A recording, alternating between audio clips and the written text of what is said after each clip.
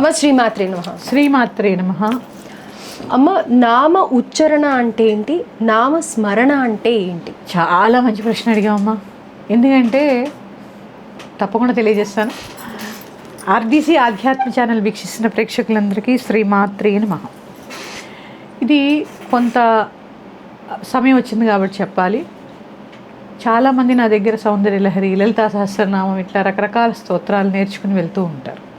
అందరికీ ఒకటే చెప్తాను, ఏంటి అంటే ఈవేళ మీకు కూడా చెప్పే ప్రయత్నం చేస్తాను. నామపారాయణ ప్రీత నంది విద్యా నటేశ్వరి. ఆ నామపారాయణ చేసే వారి యందు అత్యంత ప్రీతి కలిగినటువంటి నంది విద్యా స్వరూపిణి. నంది విద్య అంటే శ్రీ విద్య. నంది కూడా అమ్మవారి ఉపాసకుడే కాబట్టే అంత శక్తివంతంగా ఉంటాడు. ఓకే. ఇక్కడ నామపారాయణ అనేది ప్రతి యుగానికి ఒక ధర్మం ఉంటుంది. కలియుగ ధర్మం నామపారాయణ.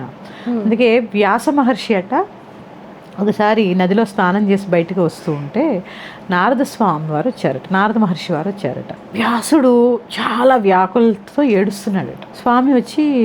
మహర్షి వచ్చి ఎందుకు స్వామి ఏడుస్తున్నారు, ఇన్ని పురాణాలు రాసావు, వేదాలను విభజించావు, వాటికి పేర్లు పెట్టావు, ఇన్ని రకాలుగా ఉన్నాయి కదా, ఎందుకు ఏడుస్తున్నావు అని అడిగాడట. అడిగినప్పుడు ఆయన సమాధానం ఏం చెప్పారో తెలుసా నాన్న, వచ్చేది కలికాలం అయ్యా, వచ్చినది నామపారాయణ చేస్తే చాలు తరిస్తారయ్యా వీళ్ళంతా, కలియుగంలో ఉన్న మానవులంతా. ఎన్ని యాగాది క్రతువులు చేస్తే ప్రసన్నం చేసుకోగలిగాం భగవంతుణ్ణి, కేవలము నామపారాయణము చేతనే తరిస్తారు కదయ్యా వీళ్ళంతా అని చెప్పి ఏడ్చాడు. అబ్బో, అంటే అంత గొప్పది ఈ కలియుగ ధర్మం నామపారాయణ. అందుకే చూడండి, మనకి అవసాన దశలో ఉన్నవాళ్ళు కనీసం ఆ ప్రాణం వెళ్ళిపోయే ముందు రామ అను, నారాయణ అను అనిపిస్తూ ఉంటారు. అవును. అంటే అంత శక్తివంతమైనది. ఆ ఉత్తమ గతులు కలుగుతాయి ఆ జీవి ఈ ఆత్మ శరీరాన్ని వదిలేసే ముందు అని చెప్పి అనిపిస్తూ ఉంటారు. అంటే అంత గొప్పది ఈ నామపారాయణ. అయితే ఇందులో ప్రత్యేకంగా ఈ నామం వల్ల ప్రయోజనం ఉంటుంది అనేది ఏమన్నా ఉంటుందా, లేకపోతే ఏదన్నా నామానికి అంత ప్రాముఖ్యత ఉంది అని? ఒకటి ఏంటమ్మా, రామా అంటే ఎన్నున్నాయి తెలుసా అమ్మా. అందులో రకార అకార మకార అకారములు కలిపితే రామ. ఓం ఆ ఊమా సంగమం, ఓం అంతే కదా. ఉమా ఆ చూడండి, ఓం అనండి ఒకసారి. ఓం అనే శబ్దాన్ని ఓం అన్నప్పుడు ఆ ఊమా సంగమం. ఉమా అనండి, ఉమా. ఆ ఊమా, ఊమా ఉమా అంటే ఊమా. ఆ ఊమా అంటే అందులో ఉన్నది అంటే శక్తి శివుడు వేరు కాదని చెప్పేదే అక్షరం. అంటే అక్షరములోనే అంతా ఉంది. ఆ అక్షరం ఎలా అయింది, నామపారాయణ ద్వారా తరించమని ఉంది కలియుగంలో. మరి ఇక్కడ ఇన్ని వేల పారాయణలు చేస్తున్నామండి, ఇన్నిసార్లు లలితా సహస్రనామం చదువుతున్నామండి, మాకెక్కడా కూడా ముక్తి లభించడం లేదు, కష్టాలు తీరట్లేదు అంటారు. మనం చేసేదంతా నామస్మరణ. మళ్ళీ ఇందులో కూడా డిఫరెన్స్ ఉందా? అంతే కదమ్మా. ఇప్పుడు నేను ఇక్కడ కూర్చుని శ్రీమాత్రే నమః రామాను అన్నాను, మరి రావాలిగా. నేను ఉచ్చరించానంతే, నామాన్ని ఉచ్చరించానంతే. నామస్మరణ ద్వారానే. అందుకే నామస్మరణం ధన్యోపాయం నహి పశ్యామో భవతరణి. ఈ భవాలన్నిటినీ కూడా దాటించేటటువంటి శక్తి కలది నామపారాయణ. ఎలా చెయ్యాలి? ఏమొద్దమ్మా, యజ్ఞయాగాది క్రతువులు అవసరం లేదు, గంటలు జపం అవసరం లేదు.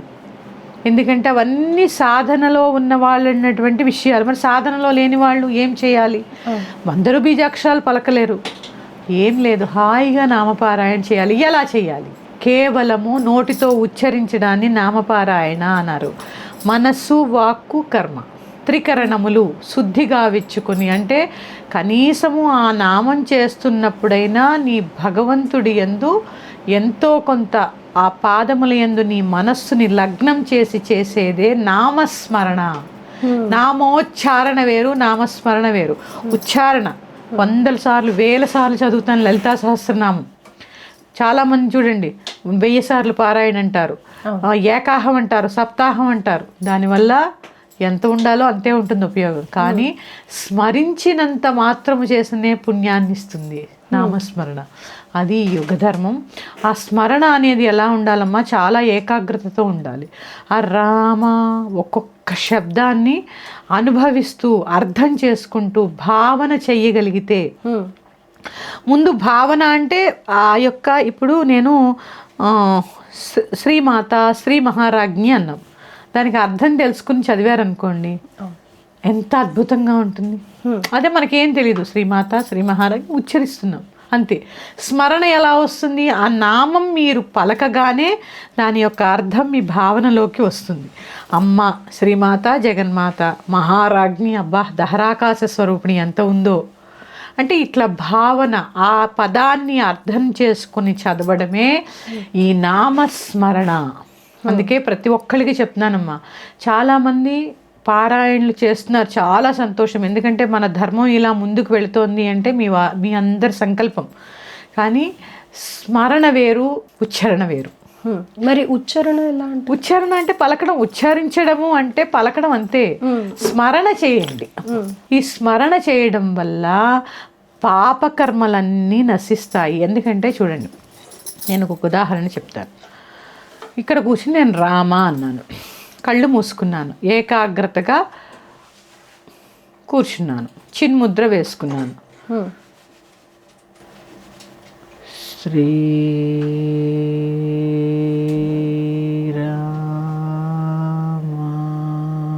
అంటే ఒక్కొక్క అక్షరాన్ని పలుకుతున్నప్పుడు ఆ శబ్ద తరంగాల నుంచి వచ్చే వైబ్రేషను మనలో ఉన్నటువంటి అన్ని కర్మల్ని తొలగించి మన ఆరాని క్లెన్స్ చేస్తుంది. ఓకే, ఆ స్మరణ వల్ల మన ఆరా క్లెన్స్ అవుతుంది. లలితా సహస్రనామం పూర్తయ్యే లోపల మనలో ఉన్నటువంటి ఆ శ్రీచక్రం యాక్టివేట్ అవుతుంది. అంటే మూలాధారం నుంచి సహస్రారం దాకా ఉన్నటువంటి శ్రీచక్రం యాక్టివేట్ అవుతుంది. అంటే ఒక్కొక్క అక్షరాన్ని భావన చేస్తూ అర్థం చేసుకుని చదవడమే నామస్మరణ. మరి జపము నామస్మరణ ఏదైనా కూడా అమ్మా నామస్మరణే. అది కూడా జపము కూడా నామస్మరణే. ఒక మంత్రం తీసుకుంటాం, ఆ మంత్రం కూడా ఏ అక్షరాన్ని ఎంతసేపు పలకాలి, ఎన్ని నిమిషాల పాటు లేకపోతే ఎన్ని సెకండ్ల పాటు పలకాలి, ఇవన్నీ కూడా ఉంటాయి. ఇప్పుడు రామ అని 3 పదాలు ఉన్నాయి, రాకి దీర్ఘం ఉంది, మాకి లేదు. రా ప్లస్ ఆ కలిపితే రా, ఇట్లా ఏంది రెండు మాత్రల కాలం రా పలకాలి, మా అనేది ఒక మాత్రం పలకాలి. అంటే ఇట్లా ప్రతి అక్షరాన్ని ఎంత నిడివితో పలకాలి, ఎంత స్థానంతో పలకాలి, ఇవన్నీ కూడా చక్కగా అనుభవిస్తూ భావన చేస్తూ ప్రశాంత చిత్తులై నిదానంగా చేస్తే నామస్మరణకు మించిన మహాయజ్ఞం లేదు. ఎందుకంటే అది మన యుగ ధర్మం. అయితే మీరు అన్నిటికీ కూడా ఒక సమయం అని కానీ లేకపోతే ఒక ప్లేస్లో కానీ కూర్చొని చెయ్యాలి అని అంటుంటారు కదా, దీనికి కూడా అలాంటి నియమాలు ఏమైనా? అమ్మ నామస్మరణ అనేది ఎప్పుడైనా చేసుకోవచ్చు. ఎందుకంటే వంట చేస్తూ ఓ నామం చెప్పుకుంటే అది ప్రసాదం అవుతుంది, అంతే కదా. ఏదైనా పని చేస్తూ ఆ నామం చేస్తూ ఉంటే ఆ పని శుద్ధి అవుతూ ఉంటుంది. పిల్లలకి అన్నం తినిపించేటప్పుడు ఏదైనా నామం చెప్తూ ఉన్నారనుకోండి, అది కూడా ఆ అన్నం చక్కగా వాళ్ళ కడుపులోకి వెళ్ళి జీర్ణశక్తిని పెంచుతుంది. అంటే ఇప్పుడు అప్పుడు లేదమ్మా, ఎప్పుడు వదలనందే నామస్మరణ.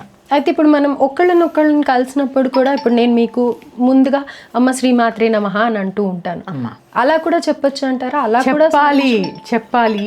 ఫోన్లో శ్రీమాత్రే నమః అనో జై శ్రీరామ్ అనో పలికామనుకోండి, ఎంత బాగుంటుంది వైబ్రేషను. అలా కాకుండా ఇప్పుడు 10 మంది ఉన్నామమ్మా, అందరం ఒక్కసారి పలకరింపుగా శ్రీమాత్రే నమః అంటే ఎంత శక్తి. ఇలా పలుకడం కూడా అసలు చెప్తున్నాను కదమ్మా, నామపారాయణకి మించినది లేదు. అందుకని ఉచ్చరించకుండా స్మరణ చేయండి. అలాగే స్మరణ చేయండి. మరొక అంశంతో మీ ముందుకు వస్తాను. శ్రీమాత్రే నమః. స్వస్తి.